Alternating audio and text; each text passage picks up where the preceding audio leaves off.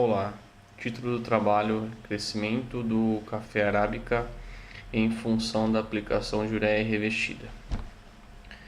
Muitos aspectos da lavoura cafeira necessitam de maiores informações, destacando-se entre eles as práticas de manejo e a adubação nitrogenada.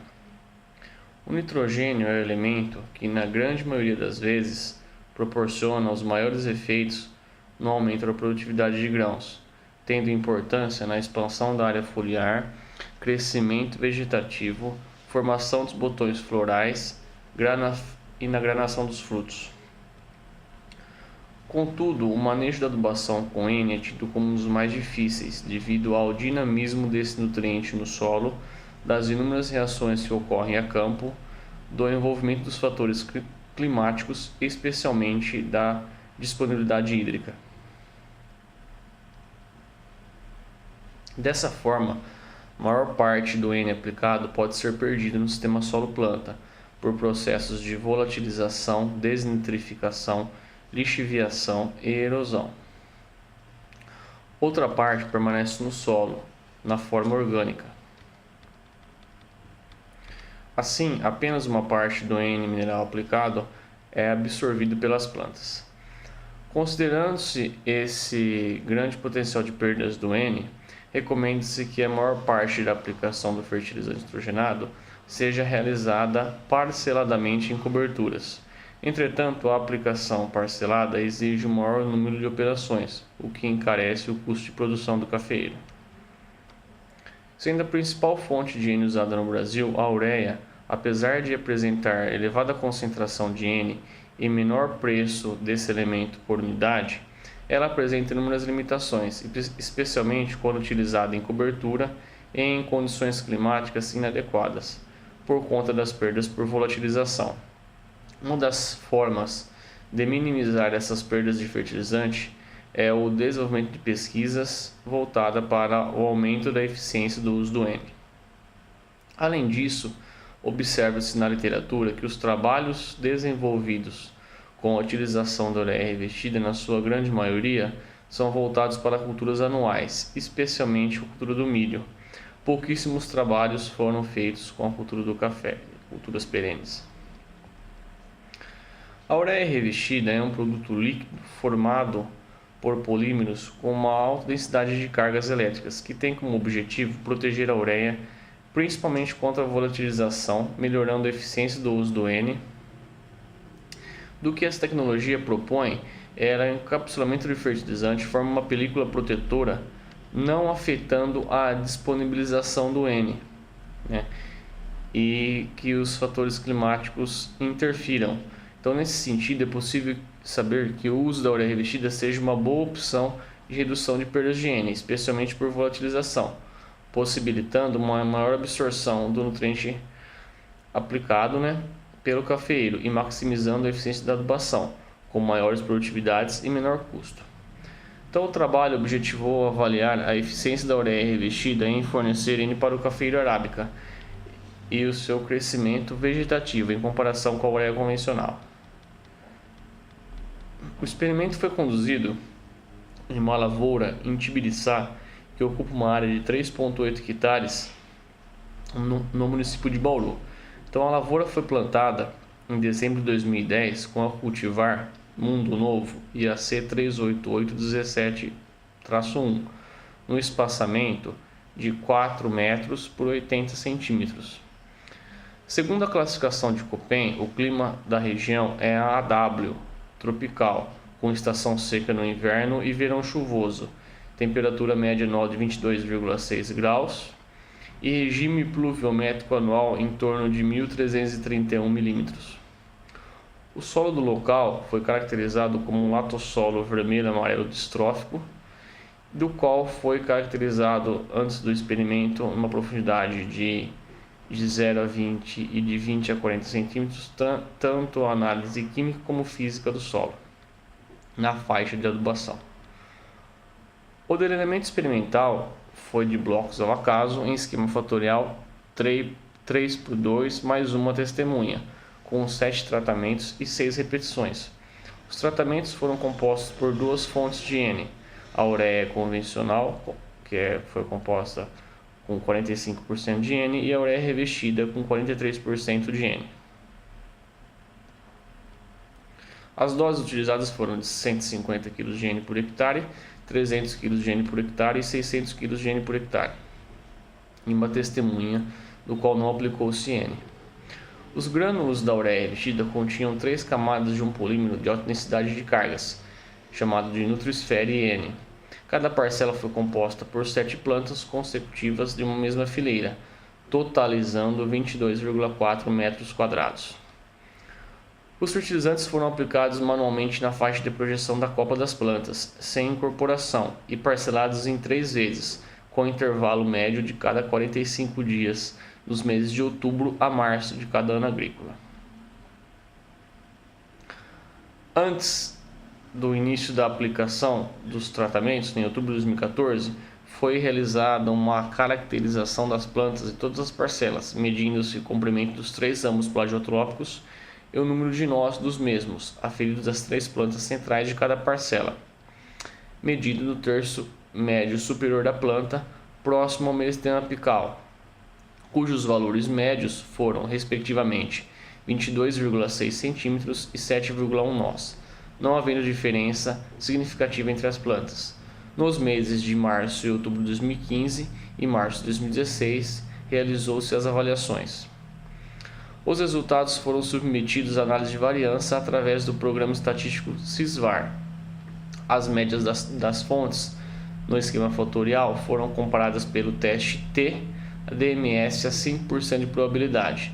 Os efeitos das doses de N foram avaliados por análise de regressão, e para esse propósito a testemunha sem aplicação de N foi considerada como dose zero, adotando-se como critério para a escolha do modelo matemático a magnitude dos coeficientes de regressão significativos a 5% de probabilidade pelo teste F.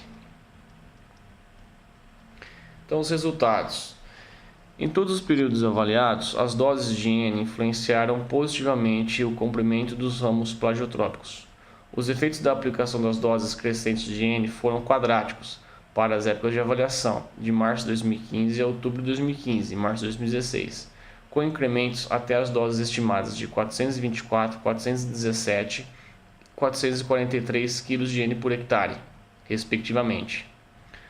No período avaliado de março de 2015 a março de 2016, a aplicação das doses de 150, 300 e 600 kg de N por hectare promoveu aumento no comprimento dos ramos plagiotrópicos de 18,2 cm, 20,9 e 21,4 cm, respectivamente, enquanto a testemunha sem aplicação de N foi de 12,4 cm. Resultados relatados por Lima e colaboradores em 2016 também mostraram correlação positiva com as doses de N e o aumento no comprimento dos ramos plagiotrópicos. No período de outubro de 2012 a maio de 2013, os autores observaram que, com a utilização das doses de 210 e 300 kg de N por hectare na forma de ureia convencional, os incrementos foram de 24,8 e 28,5 cm, respectivamente, enquanto que para as mesmas doses de N na forma de ureia revestida, o crescimento dos ramos plagiotrópicos foi de 28,5 e 23,2 cm. Já no tratamento em que não se aplicou N, o incremento do mesmo período foi de 10,5 nós. Presotti e Guarsoni, em 2013, relataram que a carência de N promove a diminuição no crescimento da planta e dos ramos. É interessante destacar o efeito positivo que a adubação nitrogenada promove no crescimento dos ramos plagiotrópicos e que esses podem proporcionar na produtividade da cultura. De acordo com Reine Maestre, 1986, em café arábica as inflorescências são formadas nas axilas das folhas dos ramos plagiotrópicos, crescidos no ano anterior, e esses nós produzem flores apenas uma vez. Esse fato faz com que o crescimento dos ramos seja uma das características a serem utilizadas para que se faça previsões da safra futura. Assim, quanto maior for o crescimento dos ramos plagiotrópicos, maior será o seu potencial produtivo do ano seguinte, pela presença de maior número de nós e, consequentemente, maior número de inflorescências.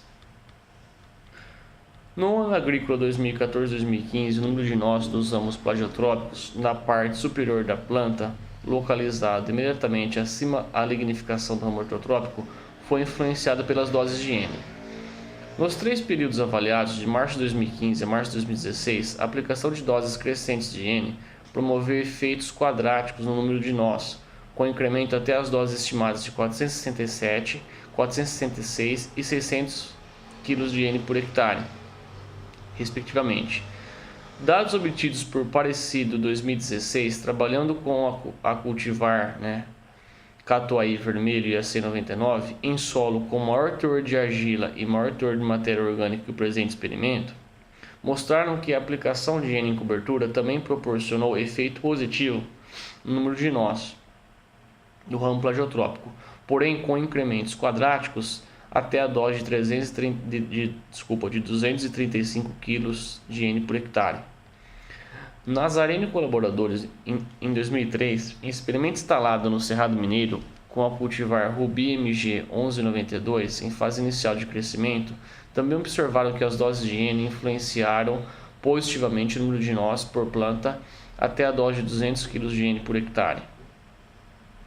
Contudo, Vilela 2014 observou que diferentes cultivares de café com idades distintas exigem níveis de nutrição diferenciados durante o ano e a cada ano, justificando as diferenças de doses ideais encontradas entre os trabalhos citados. Sabe-se que as necessidades nutricionais aumentam rapidamente da muda plantada até os 18 meses e crescem abruptamente aos 2,5 anos com a entrada da primeira safra, em que o cafeiro apresenta maiores respostas a doses crescentes de N. Na avaliação de caracterização das plantas de café arábica realizada em outubro de 2014, o número médio de nós foi de 7,1, não havendo diferenças significativas entre os tratamentos.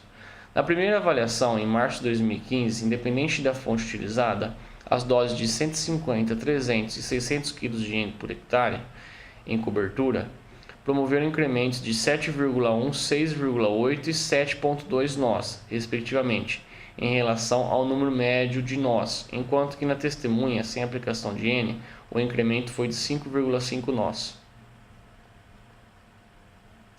No período estudado, os resultados obtidos demonstram que, de março de 2015 a março de 2016, as doses de 300 e 600 kg de N por hectare, independente da fonte, promoveram aumento de 10,8 e 12,2 nós, respectivamente, enquanto na testemunha, sem aplicação de N, o número médio de nós incrementado foi de 8,2.